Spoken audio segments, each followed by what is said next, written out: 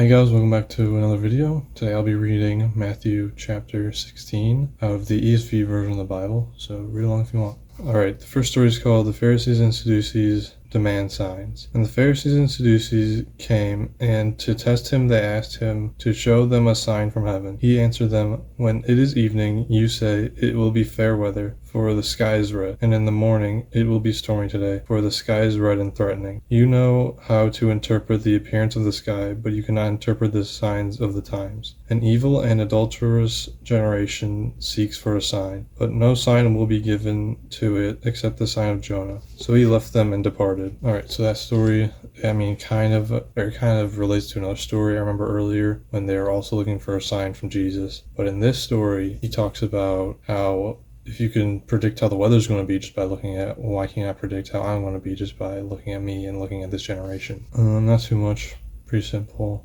Also with the connection there too. The next story is called The Leaven of the Pharisees and Sadducees. When the disciples reached the other side, they had forgotten to bring any bread. Jesus said to them, "Watch and beware of the leaven of the Pharisees and Sadducees." And they began discussing it among themselves, saying, "We brought no bread." But Jesus, aware of this, said, "O you of little faith, why are you discussing among yourselves the fact that you have no bread? Do you not yet perceive? Do you not remember the 5 loaves for the 5,000 and how many baskets you gathered? Or the 7 loaves for the 4,000 and how many baskets you gathered? How is it that you fail to understand that I did not speak about bread? Beware of the leaven of the Pharisees and Sadducees." Then they understood that he did not tell them to beware of the leaven of bread, but of the teaching of the Pharisees and Sadducees.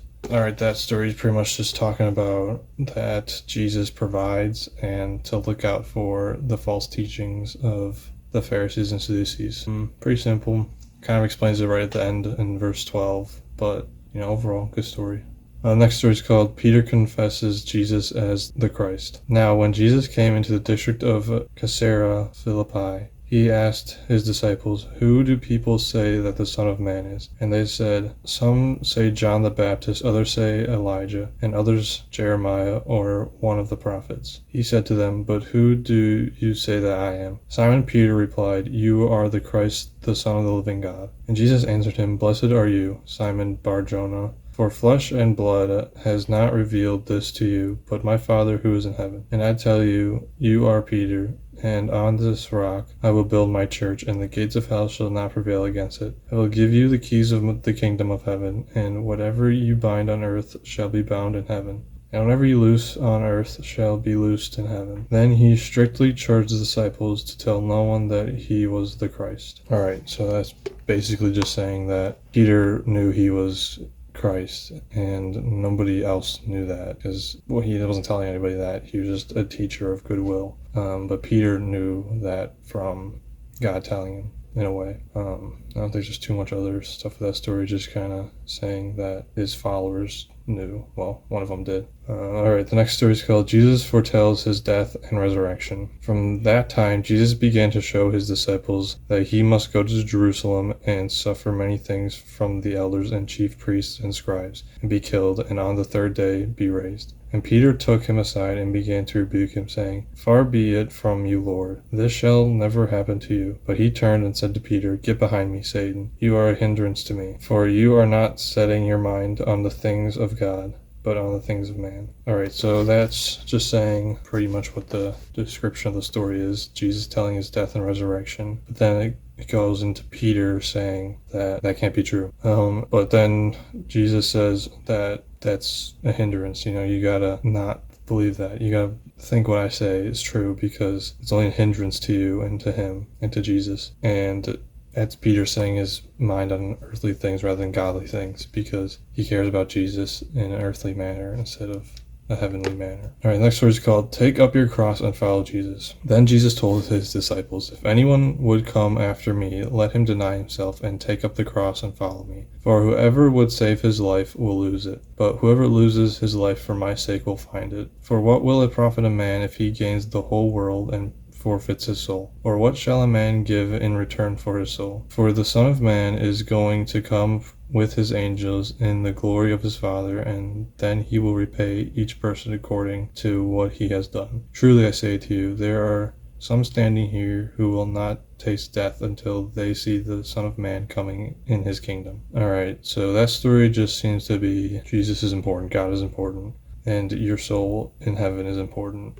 And it also kind of talks about just how he will repay each person according to what he has done. Alright, that finishes out chapter 16. Another short one, but still pretty strong. It's very repetitive of some things, kind of in a good way, It's just kind of nailing some things in, like with the beginning, with the false teachings of the Pharisees and Sadducees, and the take up your cross and follow Jesus story, where it says in verse 25, for whoever would save his life will lose it, but whoever loses his life for my sake will find it. Those are both very reminiscent of earlier stories in chapters of Jesus saying these Pharisees are not good and you don't want to be of the earth, you want to be of heaven, which also kind of talks about it in Jesus foretells his death and resurrection, where Peter loves Jesus earthly maybe more than heavenly, but regardless it's too much, so that's why he doesn't want Jesus to die. And in the second story with the leaven of the Pharisees and Sadducees,